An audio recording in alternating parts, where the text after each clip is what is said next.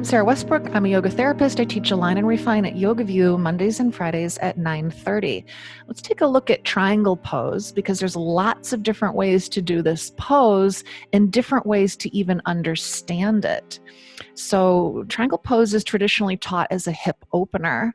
And what does that mean? So a hip opener is going to release and activate muscles surrounding the hip joint.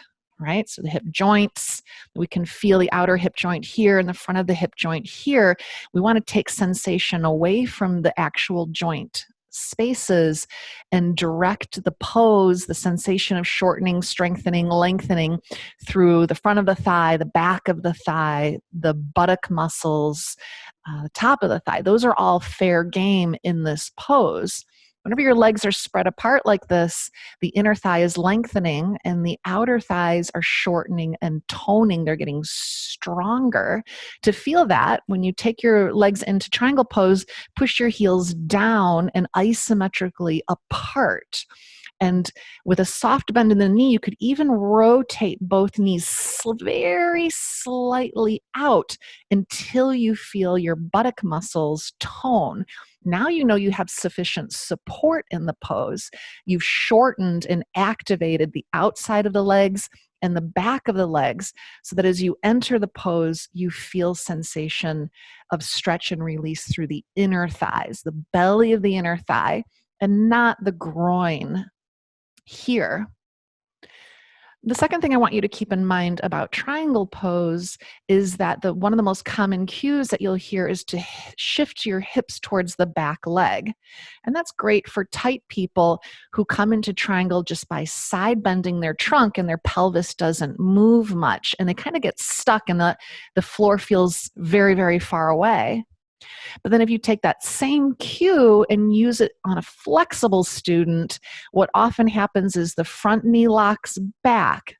They collapse into the front hip. The hip point actually touches the thigh, and they lose all this support and stability through the buttock and the outer hip. And they start to strain the outer hip and even pop the sacrum out. And so then that cue of shifting the hips towards the back leg, although a perfectly valid cue, is inappropriate for the flexible student. So if you're flexible, I would instead advise that you rotate your front thigh slightly externally. So to do that, first you'll start with that straight leg and see that the knee often twists in when your leg is straight and the shin looks wider than the thigh and it's wider than the outer hip. So you'd bend the knee and rotate the entire thigh in the socket until it lines up with the outer hip and the knee lines up with the middle toes of the foot. Keeping that, slowly re-extend the leg towards straight. You'll actually find that it's hard to straighten the leg all the way because straight for the flexible student is often the knee is too far backwards. So for your triangle pose, bend the knee, rotate the thigh out slightly, then re-extend the leg straight. And when you come into the pose, instead of shifting your hips towards the back of the room or your back leg, shift your hips isometrically towards your front leg. Keep trying to push the hips towards the front heel. As you come into the pose, you'll feel tremendous power, strength, and activation through the leg and a much deeper stretch through the inner thigh, even if you usually never feel a stretch through your inner thigh in triangle.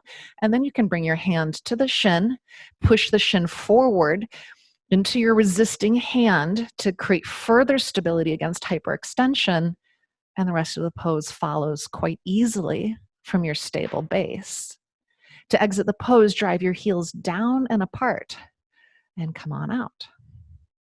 So that's an example of how I teach triangle pose and how you might find your way back to loving triangle pose. Join me Mondays and Fridays at 9:30 a.m. through yogaview.com.